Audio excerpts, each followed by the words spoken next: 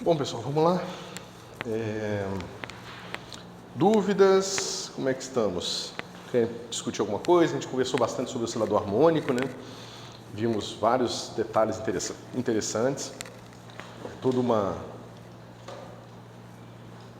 uma análise muito geral, né? O oscilador harmônico ele é útil em diversas circunstâncias, né? Como eu falei para vocês, toda aquela questão de pequenas perturbações em torno do equilíbrio, essas situações todas são bem descritas para os osciladores harmônicos, né? Além de todo o uso em teoria de campos também, que, bom, a gente não vai ter tempo para entrar em detalhes, mas todo baseado na dinâmica de osciladores harmônicos, né? A gente vai entrar num assunto um pouco diferente agora. A gente vai falar de métodos aproximativos, né? Então, na mecânica quântica, a gente discute essas coisas aqui, né? Solução disso, equação do oscilador harmônico, problema de Hermite e tal. Mas, frequentemente, você vai se encontrar numa situação onde você não vai ter solução analítica de nada, né? Então, o pessoal que trabalha, por exemplo, com física atômica molecular, você tem um átomo que não é mais um átomo de hidrogênio, você tem, sei lá, 25 prótons dentro do seu núcleo. E aí você tem 25 elétrons também. Esse negócio aí vai estar longe de ser descrito por uma coisa tão simples, né? Você vai ter uma equação diferencial hiper complicada, que acopla todos os elétrons. Agora imagina, o elétron ele interage com o próton. Ele interagindo com o próton, a gente viu que é mais ou menos simples, né? Módulo, aquelas equações diferenciais todas. Mas agora imagina que você tem todos esses elétrons interagindo entre si e com o próton, né? Então a coisa fica complicada. Então, frequentemente, as pessoas vão usar métodos numéricos ou métodos aproximativos, né? Então, tem soluções em que você encontra, digamos, as quantidades-chave do problema. O que eu quero dizer com isso é que vocês vão começar a ver, eventualmente, que o bom físico não é o cara que sabe resolver a equação difícil. Tá? Isso é tipo uma habilidade necessária, tá certo? Mas o bom físico é o cara que pega um modelo de um sistema físico, ou melhor, pega um sistema físico e encontra um modelo com o mínimo de variáveis possíveis que consegue, digamos, caracterizar ou descrever bem aquilo, entendeu? Mais ou menos como você fazia termodinâmica, né? Um bom físico não é o cara que fala, não, para eu descrever o gás nessa sala eu preciso saber a posição e a velocidade de todas as partículas. O cara fala, não, tudo bem, se eu souber isso, eu sei perfeitamente o que vai acontecer. Por mais que seja absolutamente inviável eu fazer uma conta levando em consideração a posição e velocidade de todas as moléculas dessa sala, entendeu? Mas se eu souber só o número total de moléculas, o volume da sala, entendeu? Se eu souber essas características aqui, eu já consigo descrever mais ou menos o que vai acontecer com essa sala quando o tempo passar, entendeu? Então, essa percepção do problema é o trabalho do físico, na verdade, né? Então, por exemplo, quando você faz cosmologia, você pode tentar resolver as equações de Einstein para uma distribuição de matéria qualquer e descrever o universo. Mas ninguém sabe fazer isso, né? Mas você olha para o universo e fala, bom, mas parece que o universo não é tão geral assim. O nosso universo ele parece ser meio homogêneo. Tudo bem, tem galáxia ali, galáxia acolá, mas se eu pego uma média do número de galáxias dispostas nessa região, parece que dá um número médio e que se eu olho para essa outra direção, o número médio é o mesmo, entendeu? Então, eu percebendo agora que o universo tem essas características, eu crio um modelo aproximado, que o universo é homogêneo, mais pequenas perturbações, entendeu? Então, é esse o trabalho do físico, né? É entender como que você descreve com o modelo aproximado, aquela brincadeira da vaca esférica, né? E depois você bota perturbações na esfera para ela começar a se parecer com aquilo que você quer descrever, tá certo? Isso a gente vai ver mais na parte de mecânica quântica 2, quando a gente for ver teoria de perturbação, né? Então, eu sei descrever um átomo de hidrogênio, mas eu não sei descrever um átomo de hidrogênio que está imerso no campo elétrico constante, por exemplo. Né? Até não é tão difícil de fazer, mas né, só para vocês entenderem que já fica bem mais difícil do átomo de hidrogênio. Mas como eu já sei o átomo de hidrogênio e eu boto um campo elétrico que não é muito forte, eu faço uma teoria de perturbação e consigo descrever quase perfeitamente o que acontece quando eu coloco um campo elétrico, né, o meu elétron, meu átomo imerso nesse campo elétrico, entendeu? Então, métodos aproximativos, isso. Então a gente vai ver um pouco de princípio método variacional, né? Frequentemente você vai estar preocupado em encontrar o estado fundamental de um certo sistema ligado. Então os métodos variacionais vão servir para isso. E depois a gente vai ver o método WKB, que ele se baseia em técnicas de solução de equações diferenciais bastante diferentes daquelas que vocês estão acostumados. Então, se vocês lembrarem, tudo que a gente tem feito em técnicas de solução de equações é pensar que essa equação ela tem uma expansão assim, certo? Mas essa ideia, ela se dá, ou ela emerge da noção de que localmente, ou seja, quando x está aqui num intervalo, preso num intervalo pequenininho, essa função, por mais complicada que ela seja, ela pode ser descrita como uma série de potências, tá certo? Então, essas ideias de aproximação que a gente usa para resolver equações diferenciais, de certa forma, elas são ideias locais, tá certo? Mas existem técnicas de aproximação global. Ou seja, imagina que eu quero resolver uma equação diferencial, mas eu não quero só saber o que acontece em torno de um ponto X qualquer. Eu quero saber mais ou menos o que acontece no intervalo inteiro, finito. Né? Essas técnicas são mais complicadas porque elas se baseiam em séries, mas não em séries convergentes. Né? Elas se baseiam em séries que eles chamam de séries assintóticas. Séries assintóticas, elas não convergem. Se você somar até infinito, dá infinito, ou dá um negócio esquisito, tá certo? Então você pensa, bom, mas para que diabo serve uma série que não converge, né? Você prova que por mais que essa série não convirja, se você trunca ela nos primeiros N elementos, ela te dá uma boa aproximação do que está acontecendo. Tá certo? Toda a teoria de perturbação em mecânica quântica mais importante, que vocês vão ver em teoria de campos, em física de partículas, se baseia em séries assintóticas. Então, as séries assintóticas são extremamente importantes na física. Tá?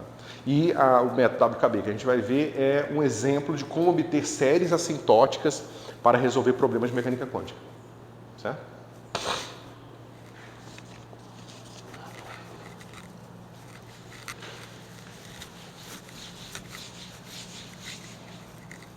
Então, vou começar aqui com o método variacional.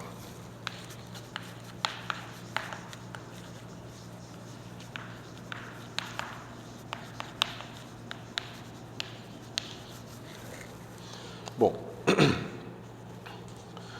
a gente sabe, né, que se você pega se você pega a sua newtoniana aqui, aplicado no alto estado, obviamente esse negócio vai te dar o alto valor desde o próprio alto estado, certo? Então você pode, né, pensar que se você toma esse valor esperado aqui, isso aqui é uma coisa simples, vai dar simplesmente a própria energia daquele estado, certo? Mas veja, aqui o que acontece é o seguinte, você precisa conhecer quem é o alto estado para fazer esse cálculo. Né? E frequentemente a gente está numa situação que sua newtoniana é extremamente complicada e você não sabe calcular ou simplesmente a dificuldade técnica numérica para se calcular esses estados é muito grande, tá certo? O que você pode fazer, então, para tentar encontrar esse estado de forma aproximada? Né? Você pode pensar o seguinte, veja, vamos pegar um estado qualquer agora. Então, se eu pegar um estado qualquer, eu pego um psi, eu posso construir do jeito que eu quiser, tanto faz, tá certo?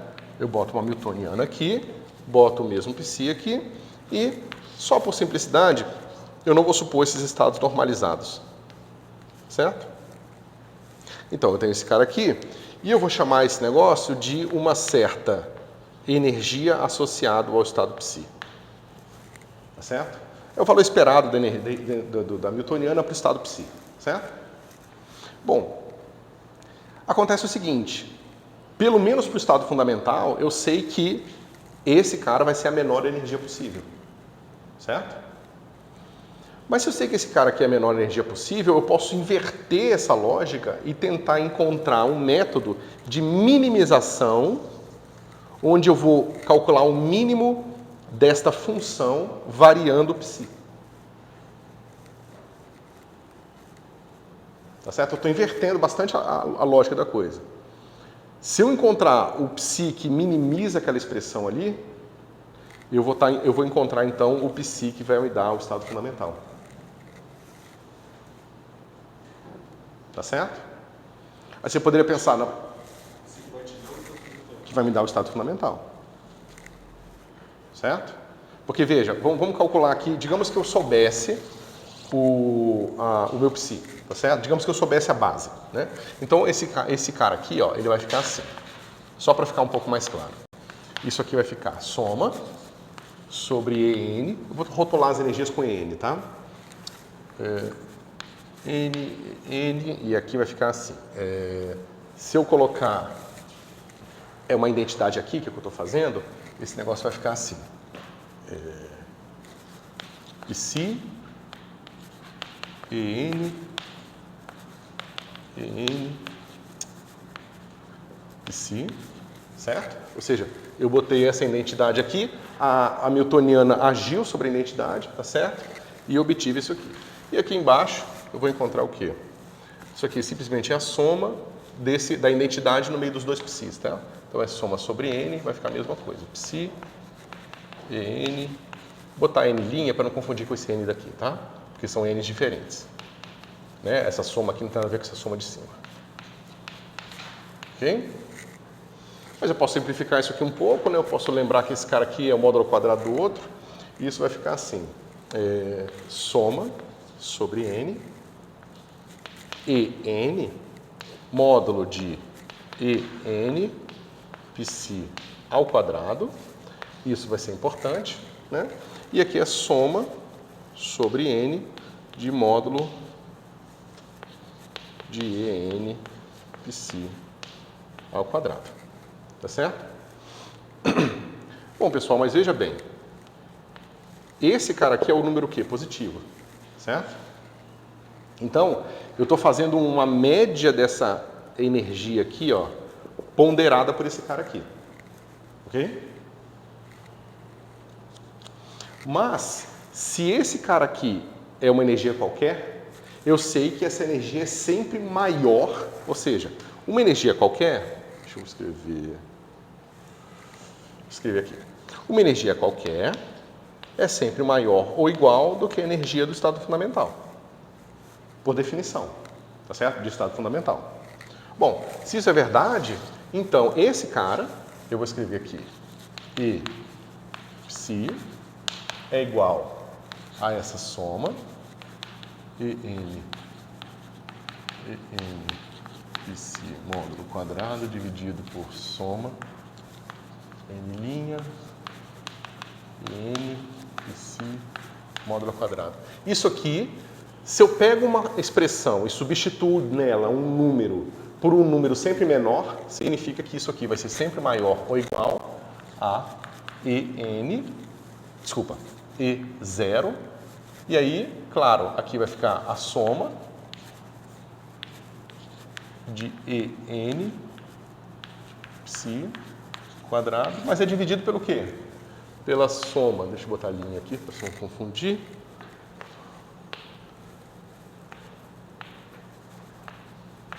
Certo? Soma sobre a linha desse cara aqui. Então, não tem nenhuma surpresa nisso que a gente está obtendo, certo?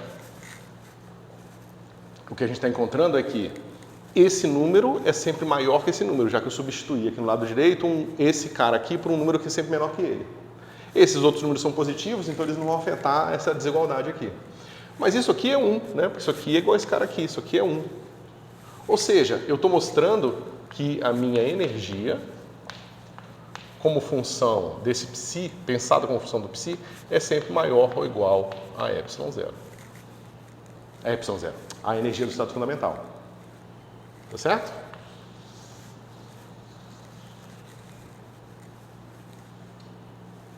Bom, a não ser que, exceto no caso em que o seu estado fundamental é degenerado,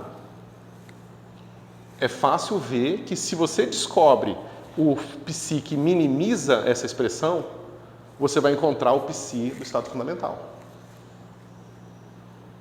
Pode ser que ele seja degenerado, tá? Aí o que acontece é que a soma de um psi que contenha somente os estados degenerados do fundamental, ou seja, quer dizer o seguinte, digamos que seu psi ele seja igual a um estado A mais um estado B. Tá certo? Mas que ambos os estados A e B, eles dão a mesma energia, a energia do estado fundamental. São dois estados degenerados, tá? Esse cara aqui no B dá a mesma energia.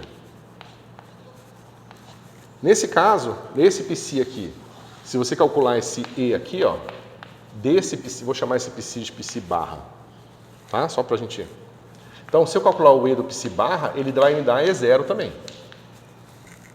Tá certo? Se você pensar aqui, ó, esse produto aqui vai ser, claro que esse cara aqui é um dos autovetores, esse cara também é outro autovetor, então esse produto aqui vai dar um delta de crônica, tá certo? Mas aí vai dar 2 em cima, 2 embaixo, corta, fica igual, tá certo? Eu devia ter escrito de outra forma, né? Eu deveria ter escrito E0 para não ficar confuso e um E0 barra. Só para dizer que são dois estados com a mesma energia, tá certo? Então, só para não ficar tão confuso. E0 barra, E0 e aqui E0 barra dá o mesmo alto valor E0, certo? Então, se você substituir, se você quiser olhar direto, substituir esse psi aqui nessa expressão aqui, ó, você vai ver que de cara, esse cara vai dar pra gente o mesmo E0, tá certo? Então, novamente, exceto pelo caso em que o seu estado fundamental é degenerado, ou seja, existe mais de um estado que dá a sua energia do estado fundamental, ao minimizar essa expressão, você encontra o seu estado fundamental, certo? Ou, pelo menos, uma combinação linear complicada dos estados degenerados com a mesma energia, tá bom? E tem mais uma coisa interessante para a gente pensar aqui. Se nossa energia não fosse quantizada, e em geral ela é, você encontrar esse mínimo de forma aproximada seria ruim, porque se você encontrou esse mínimo de uma forma, digamos, com um erro de 10%, esse erro de 10% pode estar te jogando em outros estados, tá certo? Porque se você tem uma variação contínua de energia, é mais delicado encontrar. Agora, quando a variação é discreta, é mais fácil. Tá certo? Porque você precisa errar uma quantidade finita para você sair de um estado para o outro. Certo? Bom, essa é a ideia geral, tá? Então, assim, se eu quisesse, eu poderia dizer, bom, isso aqui é o método variacional e está pronto, né? Mas para a gente entender um pouco melhor o que significam essas coisas todas, a gente aplica um exemplo, certo?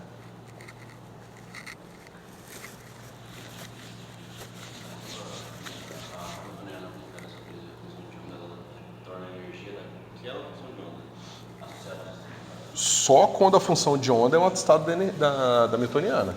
Em geral, ela não retorna... Assim, em geral, H psi, o melhor que você pode escrever aqui é psilinha. É um outro psi, entendeu? Se você quiser pensar de uma forma um pouco mais precisa, aí você pode pensar o seguinte, bom, ok, Hamiltoniana aplicado no vetor de estado. O que significa isso? Bom, você pode sempre pegar a sua Hamiltoniana, botar uma identidade aqui, certo?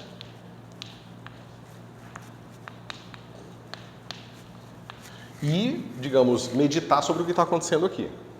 Quando esse cara atua nesse estado, vai dar minha energia. Então, fica soma da minha energia, né? Esse cara aqui vai ficar, eu posso escrever assim, porque isso aqui é um número, tá certo? E esse número aqui multiplica esse estado E. Certo?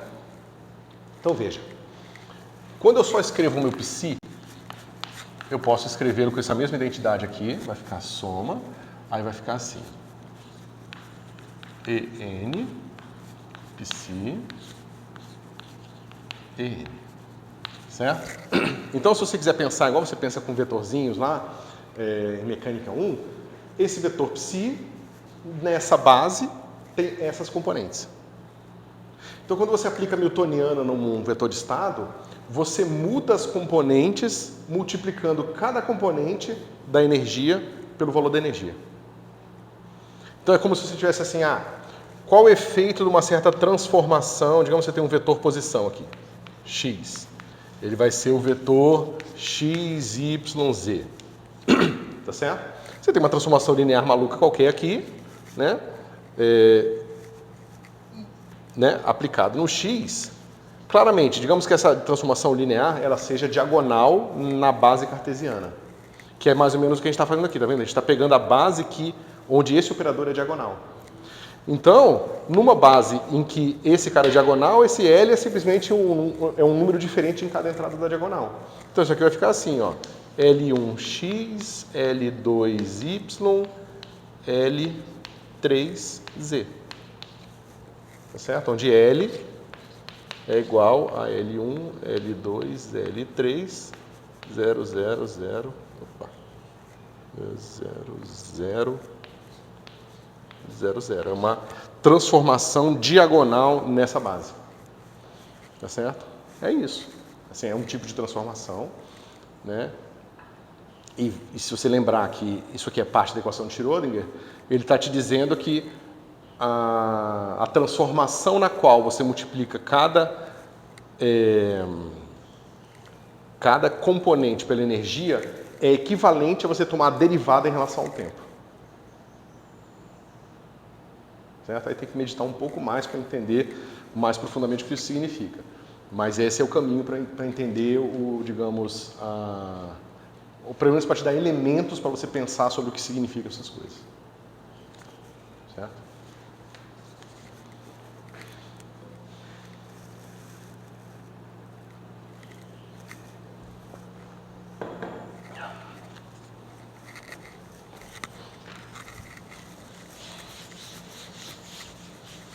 Mas assim, a ideia aqui do método variacional tá tranquila? Como é que tá? Pelo menos assim, a concepção mais global. Né? Ok, então vamos lá. Vamos pegar uma newtoniana e já vou botar na representação de função de onda, porque é mais simples a gente pensar sobre ela. Então vai ficar assim, menos h cortado ao quadrado sobre 2m. Então é um negócio unidimensional que a gente está fazendo, tá? D2 dx2. Então esse cara aqui é o P2 sobre 2m, tá? Já na base de função de onda. Na base de função de onda, naturalmente, o operador x vira multiplicação, tá certo? Então vamos botar uma coisa assim, ó, lambda x à quarta, certo? Ou seja, eu estou pegando um potencial aqui, né, de x que vai me dar uma coisa que é dada por lambda x à quarta. Né? Lembrando que a força é menos dv dx, então esse negócio aqui vai ficar menos 4 lambda x ao cubo, tá certo? Então é uma força de restauração. Né? Quando você está num x positivo, ela é negativa, ela te puxa para a origem. Quando você está no x negativo, ela te puxa também para a origem, né? Porque isso aqui fica positivo. Então é uma força de restauração tipo oscilador harmônico, só que o oscilador harmônico é linear. Então aqui é x, esse cara aqui é x ao cubo. Então a gente vai ter um pouco mais de dificuldade de resolver essa equação diferencial aqui do que a gente tinha no caso do oscilador harmônico. Ok? Bom, o que eu quero mostrar para vocês é um caso em que a gente aplica o método variacional, encontra alguma coisa, mas só para isso ficar claro para vocês, esse é um caso também que a gente sabe resolver analiticamente. Então a gente usa o princípio variacional, usa o analítico e mostra que essas duas coisas são consistentes, tá ok? Ok. Então vamos fazer o princípio variacional primeiro. Bom, pessoal, como eu falei para vocês, esse negócio aqui lembra um oscilador harmônico, tá? Mas não é ainda um oscilador harmônico. Mas o que nós vimos é que a gente tem a base N, né? Essa base a gente poderia, inclusive quando a gente fez essa continha aqui no final da outra aula, essa base ela estava associada, vou botar só uma coisa assim, a uma coisa do tipo ddx, né? Mais um x aqui, tá? Tem um fator numérico aqui, um fator numérico aqui, elevado a n, aplicado no π0 de x. Vocês lembram disso? Esse cara aqui era a representação do estado fundamental para um certo operador número, que eu não sei qual é ainda, né? E eu aplico esses caras aqui, e veja, toda vez que eu aplicar essa derivada aqui, vai cair né? Lembrando então, que o que nós vimos que de forma muito geral, esses estados, eles são do tipo exponencial de um número complicado aqui, podia ser até número complexo, a gente viu. Então, deixa eu ver só o que eu usei. Menos alfa x ao quadrado sobre 2. Tá certo? Isso a gente provou direitinho. E isso não dependia de nada. A gente simplesmente encontrou estruturas de representação. Podiam não ter nada a ver com a sua newtoniana, tá? Que nesse caso não vai ter, porque a nossa newtoniana tem um x a 4. Mas a gente encontra representações em termos de um certo operador número, né? Que tem, então, funções de onda desse tipo aqui, ok? E se eu aplicar derivadas aqui, o que vai acontecer? Toda vez que eu aplicar uma derivada nesse cara, vai cair x, né? Porque derivada de x² é x. E quando eu multiplicar por x também. Então, eventualmente, quando eu for aplicando esse operador várias e várias vezes, eu vou ter um polinômio complicado multiplicando esse fator aqui. Tá certo? Mas se eu quero procurar o estado fundamental, talvez seja uma boa ideia. E aí, novamente, pessoal, aqui começa a entrar um pouco da subjetividade da ciência, tá? No sentido de que algumas pessoas poderiam esperar que ciência é uma atividade que se faz de uma forma totalmente algorítmica. Você chega no laboratório, você segue o padrão de comportamento certo e você chega no resultado. Mas não é bem isso que acontece, né? Aqui a gente vai dar um chute. A gente vai falar, bom, eu, baseado na minha experiência anterior, fazendo esse tipo de conta, normalmente estados fundamentais têm essa cara aqui. Além disso, eu sei que eu posso construir estados desse tipo de forma geral, sem estar associado a um oscilador harmônico. Então, talvez seja uma boa ideia. Às vezes é, às vezes não é. Às vezes você vai colocar isso lá no princípio variacional e vai dar um resultado esquisito. E isso vai te levar a talvez um próximo chute melhor, entendeu? Então é isso, a gente vai dar esse chute, tá? E não se sintam mal por isso. Na verdade, aprendam que é assim que se faz física de verdade. Né? É fazendo suposições, testando, e claro que existe uma necessidade para uma dose de disciplina e cuidado, porque você vai fazer inúmeras tentativas, você vai, às vezes, se animar muito com a ideia que você teve, só que às vezes a sua ideia vai estar simplesmente errada e você tem que ser capaz de abandoná-la e seguir em frente, entendeu? Por mais que tenha muita gente que não consiga fazer isso. Os caras teve uma coisa que parecia ser uma boa ideia, deu errado, aí o cara tenta consertar e passa o resto da vida tentando fazer aquele negócio dar certo. Né? Bom, então vamos lá. Como que fica o meu E para esse psi? Né? Lembra do que a gente tem que fazer? Né? A gente tem que calcular essa soma aqui, né? Deixa eu botar do jeito que estava antes, que é melhor.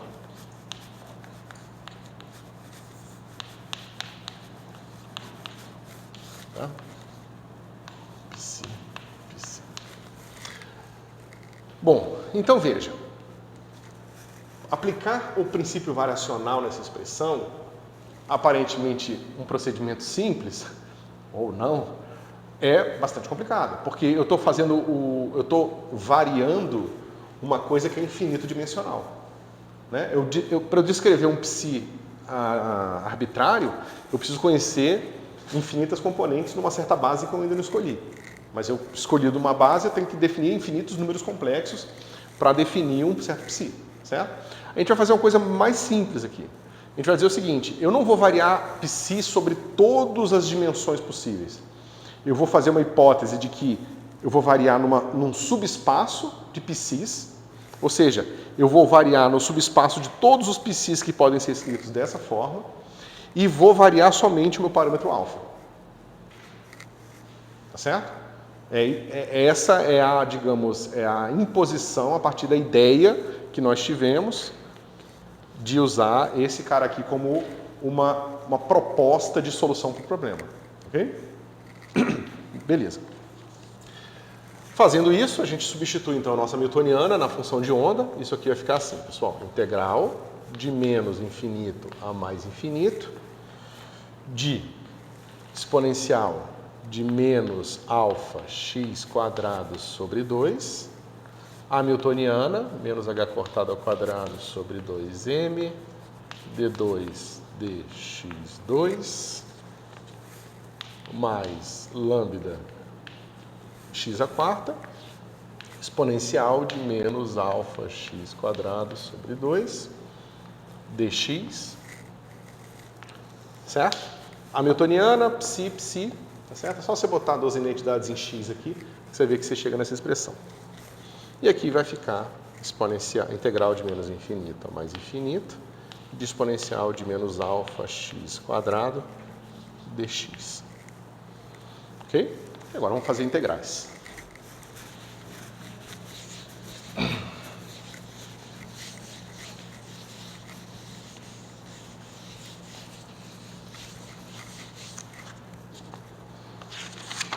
Veja, frequentemente, na prática, que a gente, nas várias contas em cosmologia, primordial e tal, você, na hora de resolver essas integrais, você não vai conseguir fazer analiticamente, não. Você vai fazer isso aqui numericamente.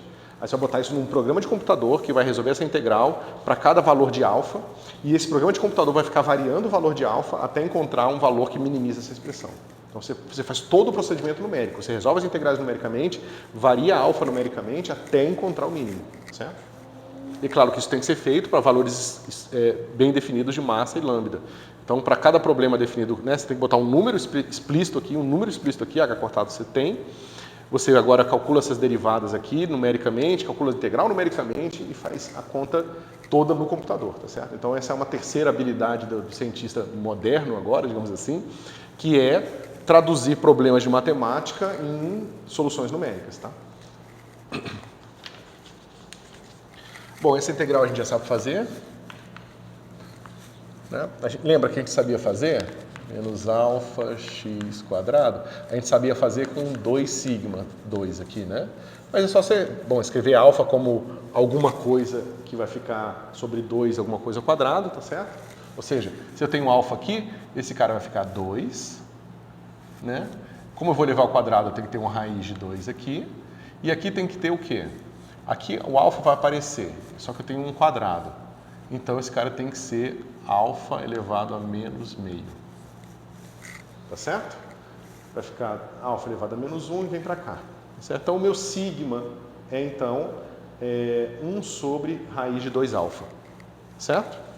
Mas se o meu sigma é isso, eu sei que a minha integral é raiz de 2 π sigma. Mas o meu sigma eu sei quem é 1 sobre raiz de 2 alfa. Certo? Deixa eu ver se não fiz besteira. Isso mesmo. Esse cara aqui vai ser raiz de π sobre alfa. Certo? Então vocês veem que é importante o fato de eu não ter suposto esse negócio normalizado. Quer dizer, eu podia, tá? Mas assim, aqui é mais simples não deixar ele normalizado, mas quando eu faço a integral eu vejo que esse módulo aqui vai depender de alfa, tá certo? De uma forma não trivial. Tá? Então, se eu tivesse esquecido de botar a normalização, eu não ia encontrar um negócio bem definido. Isso aqui está tudo certo, pessoal? Vocês lembram desse negócio aqui que a gente fez? Né? Fez toda aquela continha complicada para mostrar quanto é que é a integral da gaussiana. Agora vamos fazer a outra. Integral menos infinito a mais infinito de exponencial de menos alfa x quadrado sobre 2. Aí, deixa eu ver... colchete, menos h cortado ao quadrado sobre 2m. Agora, veja bem. O que acontece quando esse operador atua aqui? Quando ele calcular a derivada primeira, vai cair menos alfa x, tá certo? Quando ele atuar de novo aqui, vai cair menos alfa x de novo. Né? Mas também tem a segunda ação dessa derivada no alfa x. Deixa eu ver se eu faço todos os passos aqui. Né? Então, o que eu quero dizer é o seguinte, pessoal. Eu tenho a derivada segunda atuando aqui, ela vai ter, a hora que a derivada atua aqui, vai ficar menos alfa x exponencial de menos alfa x ao quadrado sobre 2. Deixa eu escrever, então. Eu só quero dizer o seguinte, deixa eu botar aqui. Vai ficar assim, d 2dx2 de exponencial de menos alfa x quadrado sobre 2, isso aqui eu posso escrever como sendo dx d. Aí vai ficar assim, a derivada vai atuar aqui, vai ficar menos alfa x exponencial de menos alfa x ao quadrado sobre 2, certo? Quando eu atuar a segunda derivada, ela vai atuar aqui vezes esse, e depois ela atuar aqui vezes esse. Quando ela atuar aqui vezes esse, vai dar o primeiro termo, vai ser menos alfa x ao quadrado, mas quando ela atuar aqui, vai ficar, simplesmente a derivada desse cara é menos alfa. E tudo isso aqui é exponencial de menos alfa x ao quadrado sobre 2, certo? Então aqui a gente vai ter dois termos. A gente vai ter o alfa menos alfa x ao quadrado. Eu poderia jogar esse menos fora, mas eu carrego ele só para lembrar de onde essas coisas vieram. Ok?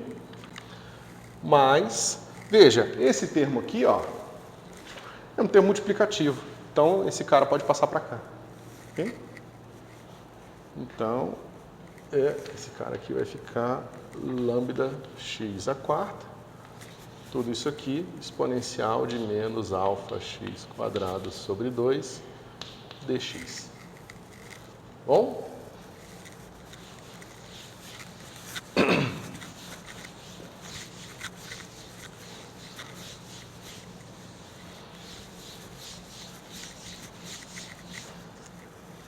Bom, então vamos continuar aqui. Eu vou botar todos esses exponenciais juntos, tá? E vou juntar os termos todos. Vai ficar assim, integral de menos infinito a mais infinito. Aí agora eu só preciso de um colchete. H cortado ao quadrado alfa sobre 2m mais... Deixa eu fazer... Bom...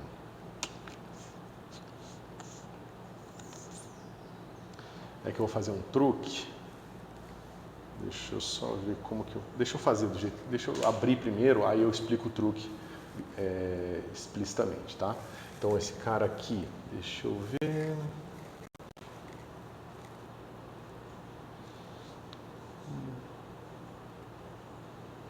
Tá.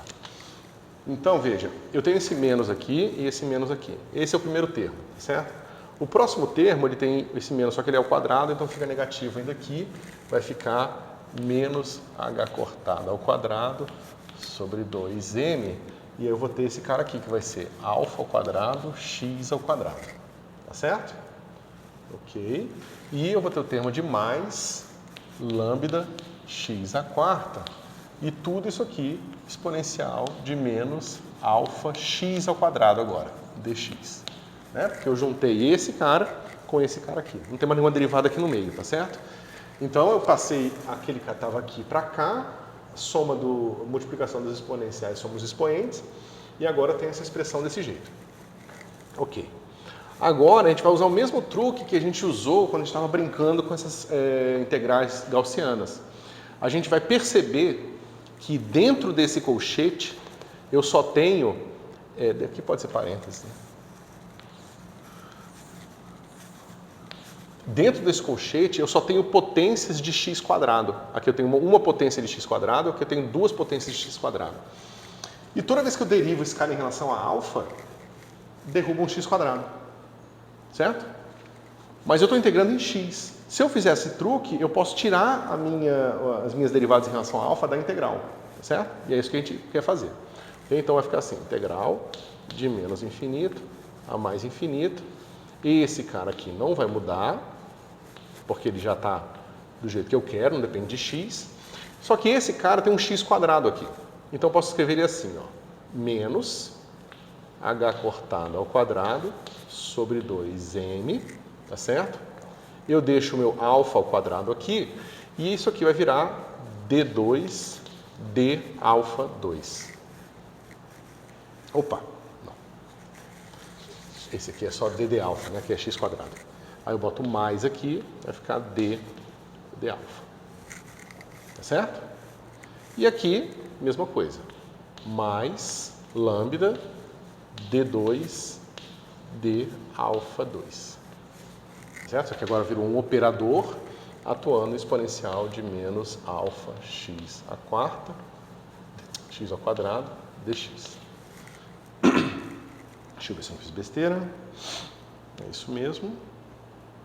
Só que agora eu posso tirar esse cara todo da minha integral. Nada que depende de x, ó. dd alfa, alfa. Posso tirar aqui. Então, isso aqui vai ficar esse cara todo para fora.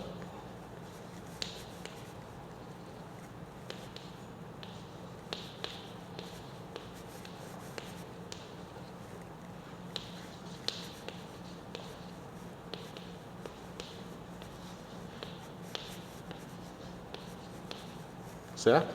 E vai ficar integral de menos infinito a mais infinito de exponencial de menos alfa x quadrado dx. Caramba, estou com mania de botar quarta. Dx. Certo? Mas a gente já sabe fazer, foi o que a gente fez ali, né? Que era a integral da raiz de π sobre alfa.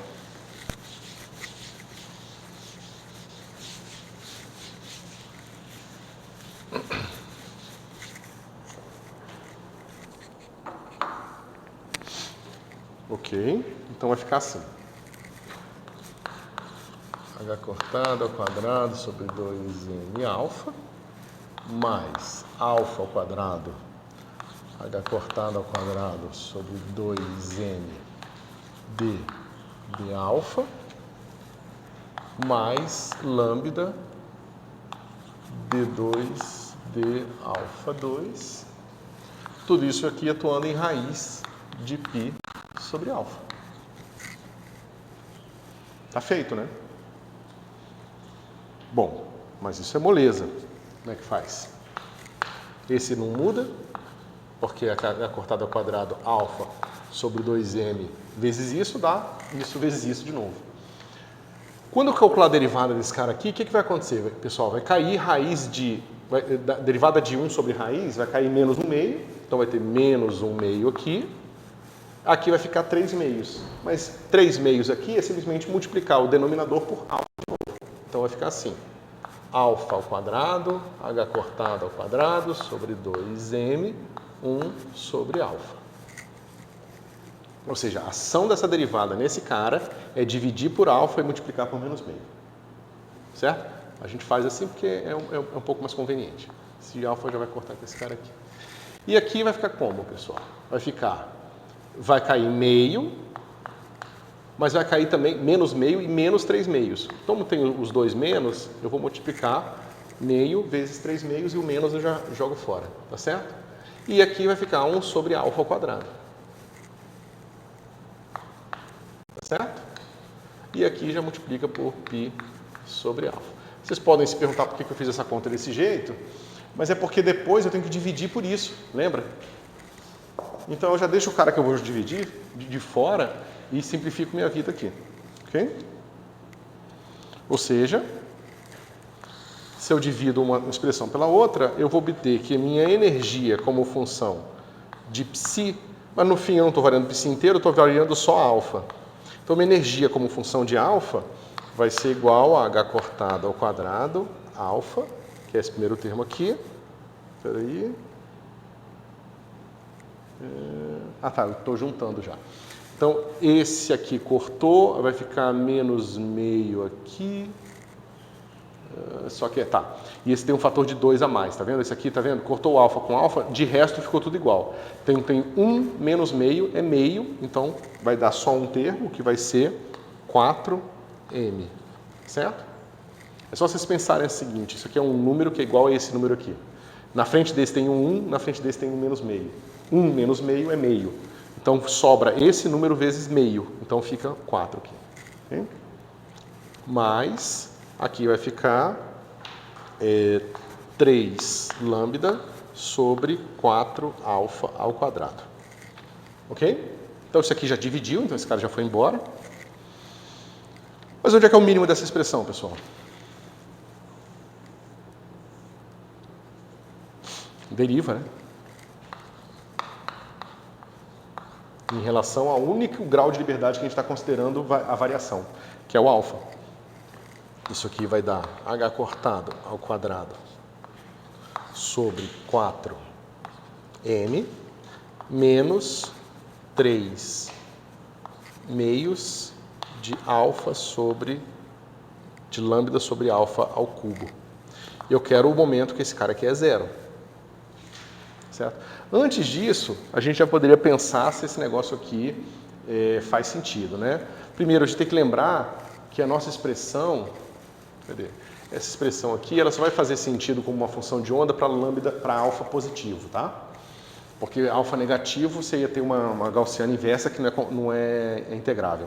Então, alfa preso de zero a infinito, você vê que você vai ter uma região em que esse termo vai crescer muito, que é quando o alfa se aproxima de zero, e você vai ter uma região, né? Ou seja, quando o alfa se aproxima de zero,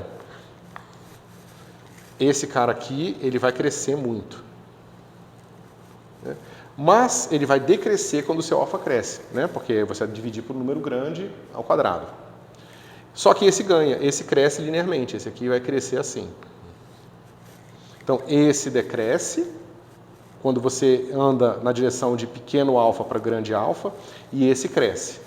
Então, tem uma região onde os dois vão estar iguais, tá certo? essa região você vai ter um mínimo dessa expressão aqui. Porque para cá essa expressão é dominada por esse termo e para cá essa expressão é dominada por esse termo. Nesse mínimo aqui, esses dois termos vão contribuir o mínimo possível para essa soma aqui, certo? O que se traduz algebricamente em fazer essa continha simples, tá? Mas se você joga as coisas de um lado para o outro, o 2 corta o 4, fica o 3, isso aqui vai ficar alfa 0, que é o alfa que, digamos, minimiza. A gente vai botar, aqui eu já vou botar direto, 6m lambda sobre h cortado ao quadrado elevado a 1/3. Tá certo? Então, veja, é fácil, né? Esse 2 vem para cá, aí corta com 4, fica 2, 2 vezes 3, 6, joga para o outro lado, né? Joga todo mundo para o lado, isola esse alfa aqui, tira a raiz cúbica e encontra essa expressão. Ok?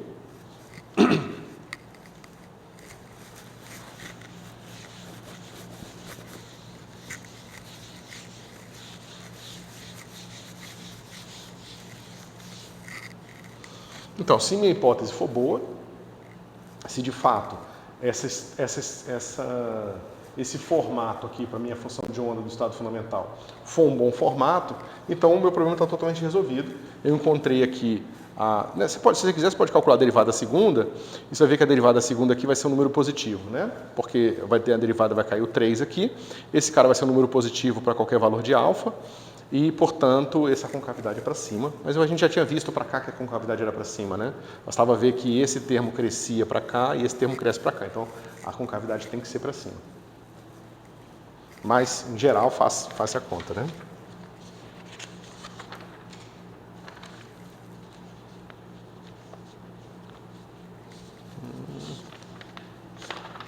Por que eu botei esse fator?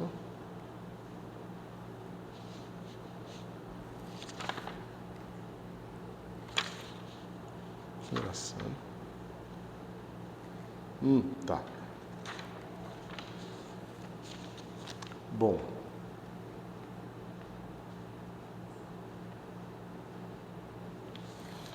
Ok. Deixa eu ver aqui só o próximo passo.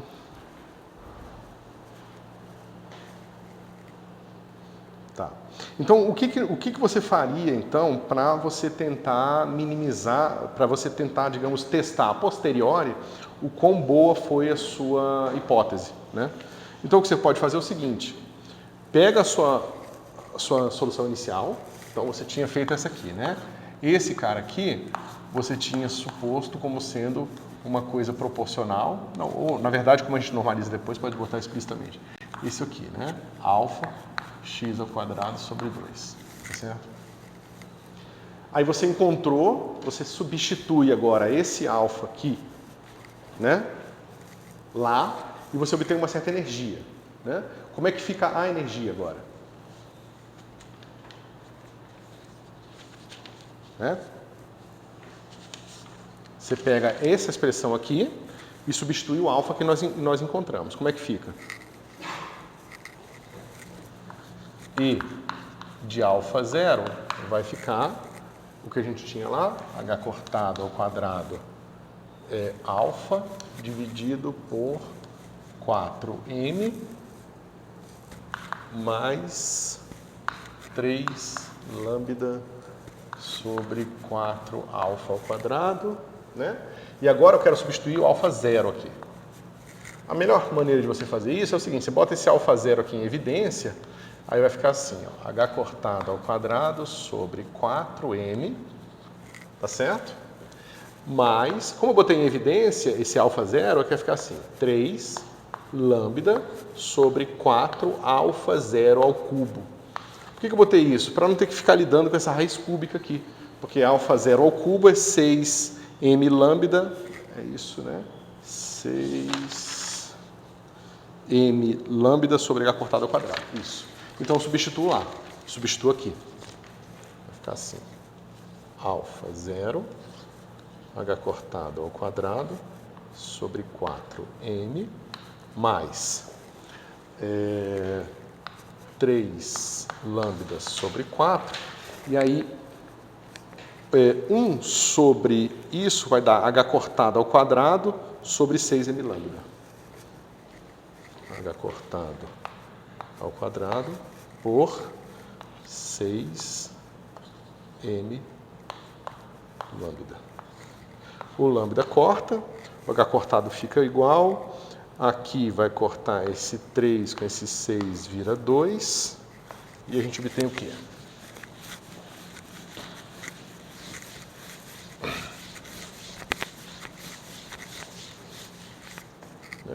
A gente obtém que a nossa energia de alfa zero vai ser igual a...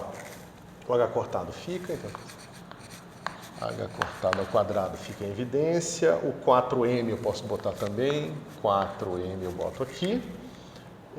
E agora, deixa eu ver, o lambda cortou, sobrou o 2 mais 1. Então, né? Meio mais 1, 3 meios. Deixa eu ver se eu fiz errado. 3 oitavos. Não, é isso mesmo. Então é isso, pessoal. Esse negócio aqui vai ficar 3 oitavos de alfa zero, H cortado ao quadrado, sobre 4m. Tá certo? Então você calculou uma certa energia aqui. Né? Mas lembra, tudo isso aqui, pessoal, depende dessa energia ser a mínima possível. Quando ela é a mínima possível, eu tenho o estado fundamental, exceto por situações de degenerescência. Ok? Bom, o que eu posso fazer agora? Eu posso pegar o meu psi0 e posso modificar. Faço um psi0 linha de x e eu sei que esse cara aqui tem um certo mínimo, mas eu posso... Será que tem uma correção aqui de x? Né? Exponencial de menos alfa, vai botar um beta aqui, beta x quadrado sobre 2, tá certo? Refaço todas as contas e vejo se a energia que eu vou encontrar aqui é menor ou maior que essa energia aqui. Se for maior, significa que esses estados eles não estão atingindo um mínimo tão mínimo quanto eu tinha atingido antes. Se a energia for menor, significa que o meu estado fundamental ele vai estar mais bem aproximado para uma função de onda desse tipo do que simplesmente por esse tipo aqui. Tá certo? Então, você agora faz pequenas deformações na sua função de onda para ver se você consegue diminuir mais ainda a energia que minimiza, né, aquela expressão vinculada para aquele formato específico da função de onda. Teste, né? Não tem o 4?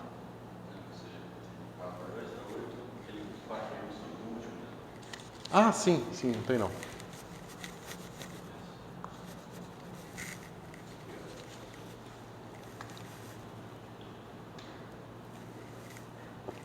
Tá certo?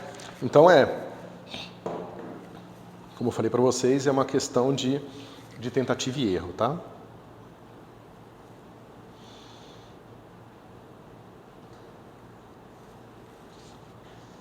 Deixa eu ver aqui. Só para ver se dá para ver mais isso aqui um pouco.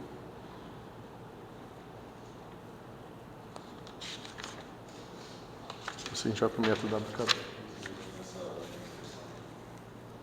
Isso aqui seria uma primeira, digamos, modificação do seu psi, em que você introduz mais liberdade nele, entendeu? Então você vê que esse psi aqui, variando alfa e beta, ele é mais geral do que aquele. Aí eu penso, bom, agora eu estou, digamos, explorando um espaço de possíveis funções de onda representando o meu estado fundamental, um espaço um pouco maior. Né? Se a gente fizer a conta e descobrir, por exemplo, que beta é igual a zero, então basicamente aquela nossa hipótese original já era boa, entendeu? Mas se o beta não é pequeno, ou se o beta não é zero ou muito pequeno, então significa que o estado fundamental está mais bem aproximado por essa expressão aqui do que estava originalmente lá.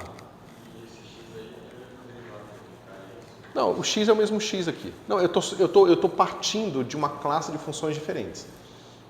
Né?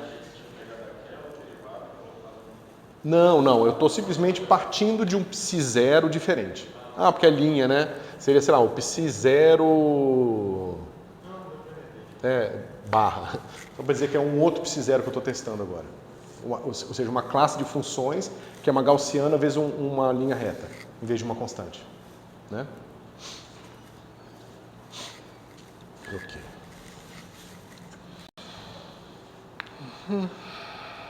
Bom, isso aqui eu acho que...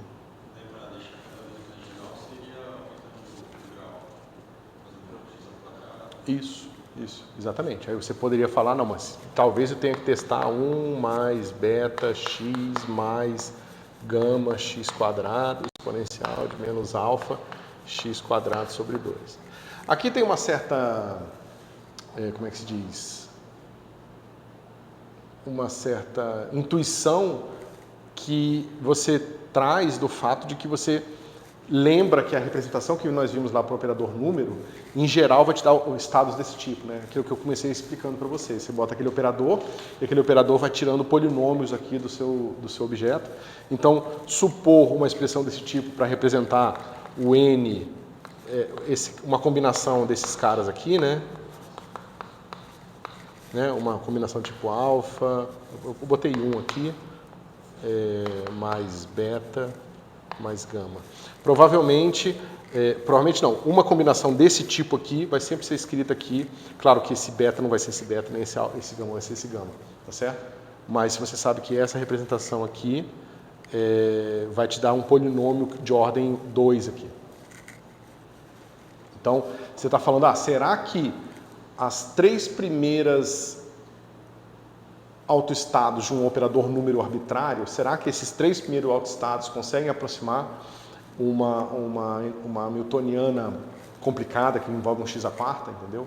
Essa seria a hipótese que você estaria fazendo quando você escreve uma coisa assim. Certo? Maravilha. Bom.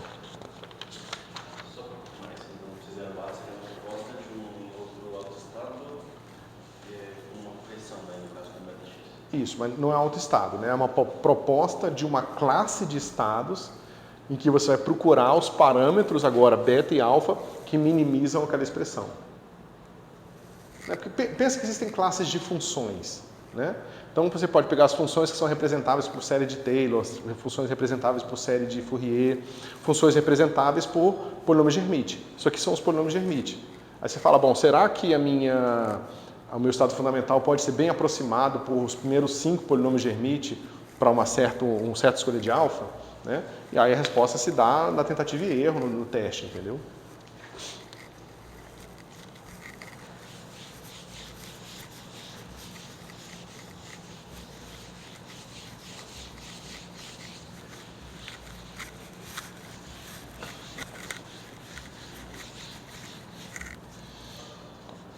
Okay.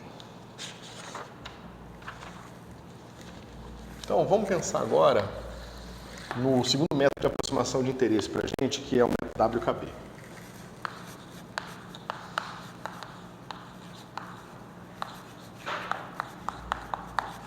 É o nome de 3 pessoas, eu não vou lembrar como escreve eles, tá?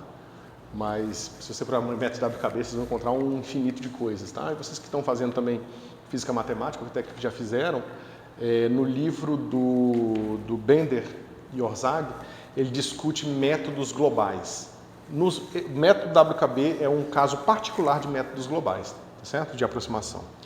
Então, novamente, a gente vai trabalhar aqui no caso unidimensional, tá certo? E vai começar com um certo potencial constante. Okay? Então, a sua newtoniana já em termos de função de onda, né, em termos de função de onda, não, de operadores, vai ser p quadrado sobre 2m mais v, tá certo? Bom, o que a gente pode fazer aqui, pessoal?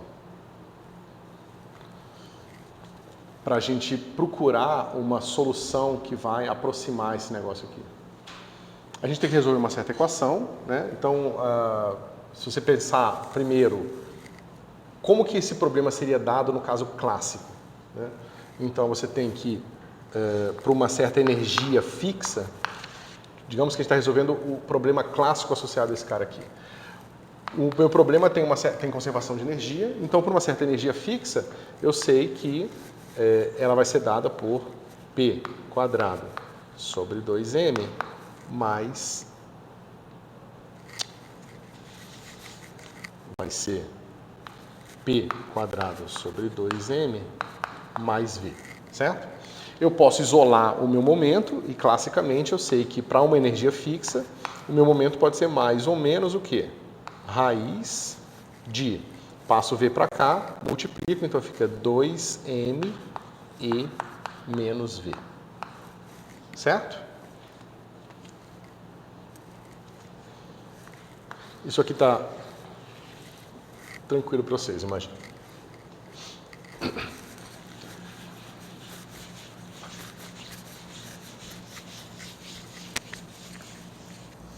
Agora, como é que a gente faz para descrever uma função de onda de alguma coisa que tem um momento bem definido? Né? Se vocês lembrarem, a gente fez a seguinte conta. A gente encontrou quem é P, quem é o autoestado P projetado na base X. E nós vimos que esse negócio aqui vai ser exponencial de IPX sobre H cortado. Vocês lembram disso? Né? Porque se eu calcular aqui X, P chapéu, P, eu posso pensar nesse operador atuando na direita, então vai ficar P, X, P. Mas se eu pensar nesse operador atuando na esquerda, esse cara vai ficar menos I, H cortado, D, X, de X e P. Né? Então, qual é a equação, qual é a função psi de x que satisfaz essa equação aqui? A derivada desse cara dá esse cara aqui. Veja, tem um menos i, então tem que ser i positivo, porque i com menos i dá 1, o h cortado no denominador, h cortado no numerador, então isso aqui dá isso aqui quando eu tenho esse formato aqui. Tá? A menos uma normalização, geralmente a gente bota raiz de 2π, né? Mas como a gente vai discutir um pouco mais a normalização agora, aquele cara ali não vem muito ao caso. Certo? Por que eu estou falando isso, pessoal? Porque eu estou tentando construir um método de aproximação global. Tá? As técnicas, e aí você pode ler o livro do Bender e entender por que aquelas técnicas funcionam, tá certo? Mas é um ramo matemático bem abstrato que talvez agora no momento não traga muita coisa para a gente. Então, o que eu vou tentar fazer são argumentações físicas baseadas na minha intuição em relação ao problema clássico, para a gente tentar ir construindo uma função que aproxima globalmente o meu resultado. Tá certo? Depois a gente vai entrar, digamos, no método algorítmico mais matemático. Ok? Bom, então, se eu digo que eu tenho uma partícula com momento bem definido, então eu sei que essa aqui é a função de onda que descreve tal partícula. Então eu posso imaginar que eu tenho um psi, tá certo? Com uma certa energia e uma certa escolha de sinal para o meu momento, de x, que vai ser igual a um certo psi zero, que é uma normalização que a gente ainda vai discutir, exponencial de mais ou menos IPX sobre H cortado. Tá certo? Bom, isso aqui vai ser uma partícula livre, né? E eu sei também o quê? Que o comprimento de onda associado a esse momento vai ser 2π H cortado sobre momento. Tá certo? O comprimento de onda é fácil, né, pessoal? Aqui, ó, o x ele está sendo multiplicado por alguma coisa. Esse P sobre H cortado é o número de onda, tá certo? Por isso que a relação entre o comprimento e o número de onda comprimento de onda é 2π sobre o número de onda. E o número de onda é o que multiplica o x aqui no expoente da onda plana, tá certo? Então fica 2π sobre K, onde K é o número de onda, mas K é P sobre H cortado. Okay? Mas veja, isso aqui faz sentido quando?